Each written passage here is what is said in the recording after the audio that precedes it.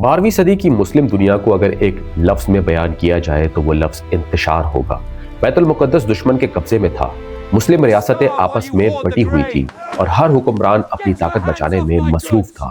ایسے دور میں زیادہ تر حکمرانوں نے تلوار کو ہی واحد حل سمجھا، مگر ایک شخص ایسا بھی تھا جس نے یہ ماننے سے انکار کر دیا کہ صرف جنگ ہی تاریخ بدلتی ہے۔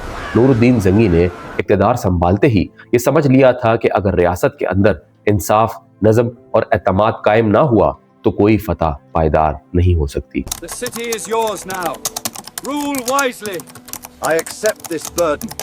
The walls stand strong. اسی سوچ نے انہیں ایک عام فاتح کے بجائے ایک غیر معمولی حکمران بنا دیا، اور یہی وجہ ہے کہ تاریخ میں بعض فتوحات جن کے نام سے جانی جاتی ہے، ان کی بنیاد دراصل نور الدین زنگی نے رکھی تھی۔ 12ویں صدی میں جب مسلم دنیا شدید انتشار کا شکار تھی، شام، عراق اور جزیرہ عرب کے خطے اندرونی کمزوریوں اور بیرونی حملوں کی زد میں تھے۔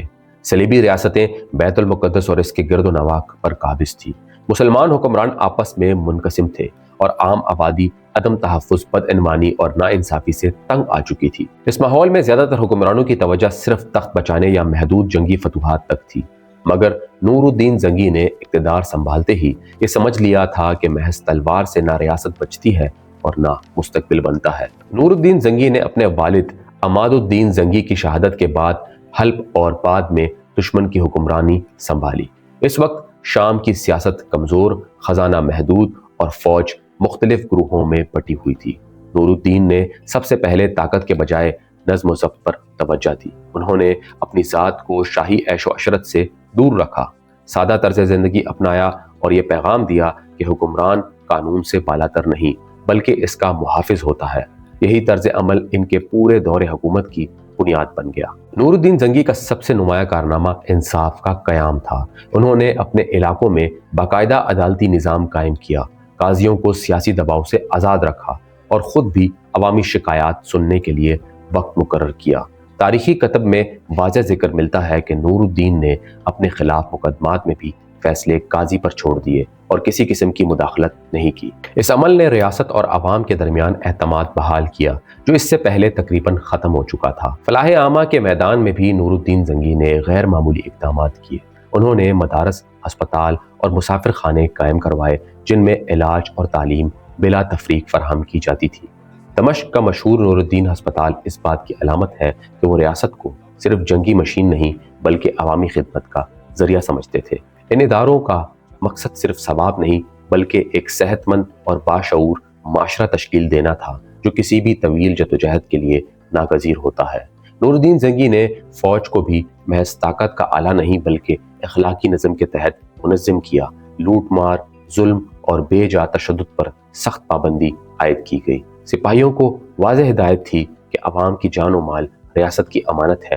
یہی وجہ تھی کہ نور الدین کی فوج جہاں جاتی وہاں خوف کے بجائے اعتماد پیدا ہوتا۔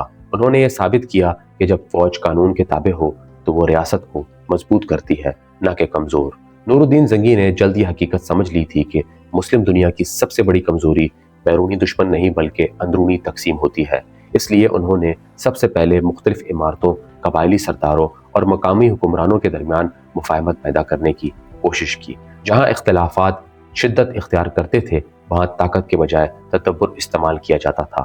تاریخی روایت بتاتی ہے کہ نور الدین نے کئی مواقع پر جنگ سے پہلے مذاکرات کو ترجیح دی تاکہ خون ریزی کم ہو اور مشترکہ فیصلہ واضح رہے۔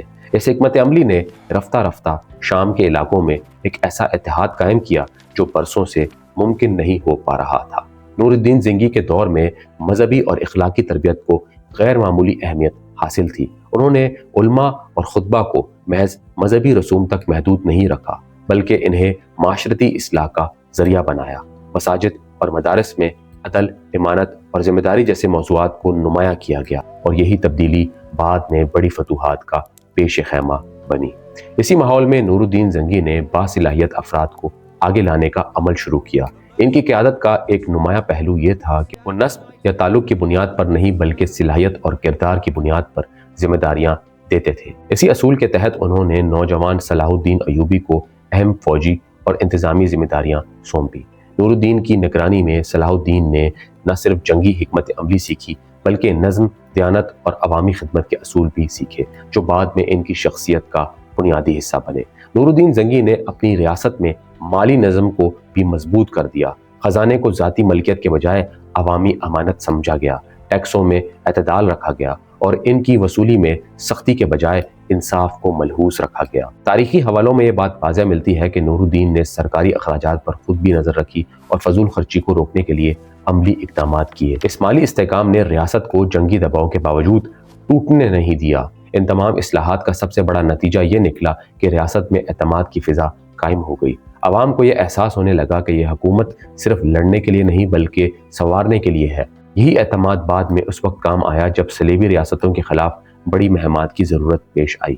نور الدین نے بغیر کسی بڑے اعلان کے ایک ایسی بنیاد رکھ دی تھی جس پر آنے والی نسلیں تاریخ بدلنے والی فتوحات حاصل کر سکیں۔ نور الدین زنگی کا دور حکومت زیادہ طویل نہیں تھا، مگر اس کے اثرات صدیوں پر محیط رہے۔ انہوں نے اپنی زندگی کے آخری برسوں میں بھی عیش و آرام کے بجائے ریاستی امور کو ترجیح دی۔ تاریخی حوالوں سے معلوم ہوتا ہے کہ وہ بیماری کے عالم میں بھی فیصلے خود دیکھتے تھے اور عدل و نظم میں کسی بھی قسم کی کوتاہی برداشت نہیں کرتے تھے۔ سن 569 ہجری میں ان کا انتقال ہو گیا، مگر اس وقت تک وہ ایک ایسی ریاست چھوڑ چکے تھے جو اخلاقی، انتظامی اور عسکری لحاظ سے مضبوط بنیادوں پر کھڑی تھی۔ نور الدین زنگی کے انتقال کے بعد اگرچہ براہ راست ان کے ہاتھوں بیت المقدس فتح نہیں ہوا، مگر یہ ایک تاریخی حقیقت ہے کہ اس فتح کی اصل تیاری انہی کے دور میں مکمل ہو چکی تھی۔ انہوں نے جو اتحاد قائم کیا، جو فوجی نظم پیدا کیا اور جو اخلاقی فضا تشکیل دی، وہ سب صلاح الدین ایوبی کے لیے تیار شدہ راستہ تھا۔ تاریخ یہ بتاتی ہے کہ جب صلاح الدین نے بیت المقدس فتح کیا تو دراصل وہ نور الدین زنگی کے بنائے ہوئے نظام کی پیداوار تھے، نہ کہ محض ایک انفرادی ہیرو۔ یہ بھی ایک اہم نقطہ ہے کہ نور الدین زنگی نے اپنی کامیابی کو کبھی اپنی ذات سے منسلک نہیں کیا۔ انہوں نے نہ تو بڑے القابات اختیار کیے اور نہ ہی اپنی تعریف کے لیے یادگاریں بنوائی۔ ان کے دور کی عمارتیں، مدارس اور ہسپتال آج بھی اس بات کی گواہی دیتے ہیں کہ ان کی توجہ نام پر نہیں بلکہ کام پر تھی۔ یہی وجہ ہے کہ وہ تاریخ میں کم مشہور مگر زیادہ مؤثر حکمران کے طور پر پہچانے جاتے ہیں۔ نور الدین زنگی کی قیادت ہمیں یہ سکھاتی ہے کہ حقیقی طاقت تلوار سے نہیں بلکہ انصاف سے پیدا ہوتی ہے۔ انہوں نے ثابت کیا کہ اگر ریاست کے اندر عدل قائم ہو جائے تو دشمن خود کمزور پڑ جاتا ہے۔ ان کی حکمت عملی یہ نہیں تھی کہ پہلے جنگ لڑی جائے اور بعد میں ریاست سنواری جائے، بلکہ ان کا طریقہ یہ تھا کہ پہلے ریاست کو مضبوط کیا جائے تاکہ جنگ کی ضرورت کم سے کم پڑے۔ آخر میں نور الدین زنگی کا سب سے بڑا تاریخی سبق یہی ہے کہ وہ حکمران جو خود فتح کے متلاشی نہیں ہوتے، وہی تاریخ میں سب سے بڑی فتوحات کی بنیاد رکھتے ہیں۔ انہوں نے ایک ایسی مثال قائم کی جس میں اقتدار خدمت بنا، طاقت ذمہ داری بنی اور حکومت اصلاح کا ذریعہ بنی۔ یہی وجہ ہے کہ اگر آج نور الدین زنگی کا نام کم لیا جاتا ہے تو یہ ان کی ناکامی نہیں بلکہ ان کی بے لوث کامیابی کی علامت ہے۔ دوستو، اگر آپ نے ہمارا چینل سبسکرائب نہیں کیا ہوا تو چینل کو لازمی سبسکرائب کریں، ویڈیو کو لائک کریں، دوستوں کے ساتھ شیئر کریں۔ ملتے ہیں ایک اور کہانی میں، تب تک کے لیے اپنا خیال رکھیے گا۔ اللہ حافظ۔